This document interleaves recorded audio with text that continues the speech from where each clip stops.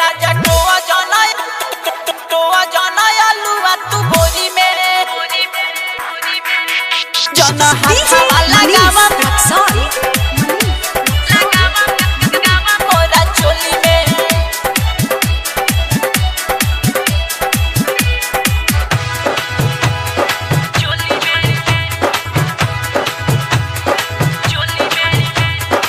अपना सामान पतुरा खराजा कहबू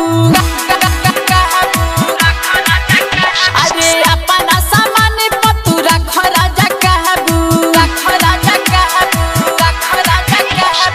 तोहरे कारण रोज जागे जाला बाबू अपना सामान पतुरा खराजा कहबू लेके दूधवा पियाइले कटोरी में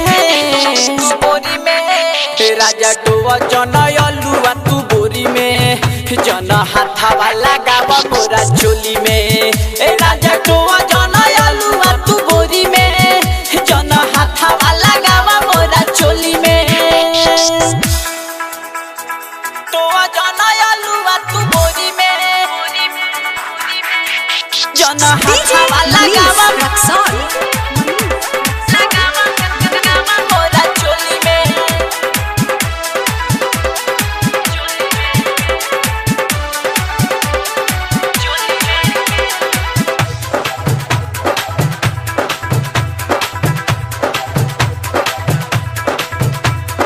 चढ़ के पलंग पर जो बन धेला झकड़ी ही टूटेला बधन जैसे आमा के लकड़ी चढ़ी के पलंग पर जो बन धेला झकड़ी ही टूटेला कमर जैसे आमा के लकड़ी रात भर बलम तू करेला खुर खार हो फूट रहे कर मिलल तोहरा जस भातार हो तू मिला ही देल सरसों के तोरी में राजा टोआ जना आलूआ तू बोरी में जना हाथवा लगावा मोरा चोली में राजा टोआ जना आलूआ तू बोरी में जना हाथवा लगावा मोरा चोली में डीजे मनीष मोरा चोली में मोरा चोली में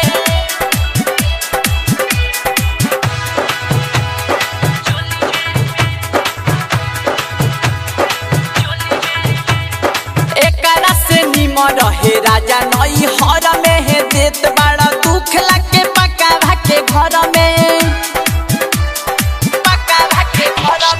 एकरा से निमन रहे राजा नई हर में देत बड़ा दर्द लागे पका भाके घर में एक दिन के नहबाई रोज के डरा माह कोही ओ भातार हम कराई पंचनामा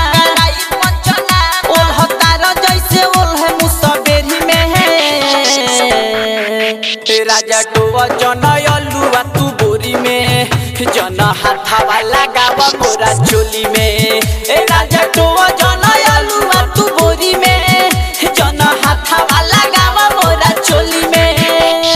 डीजे मनीष मोरा चोली में मोरा चोली में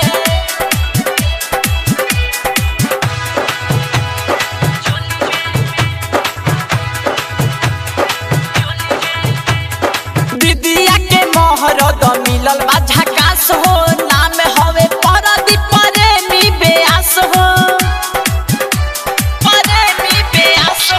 दीदिया के मोहरद मिलल बा झकास हो नाम हवे परदीप प्रेमी बेआस हो राही तरजित तनी चलिया सुधार हो रोज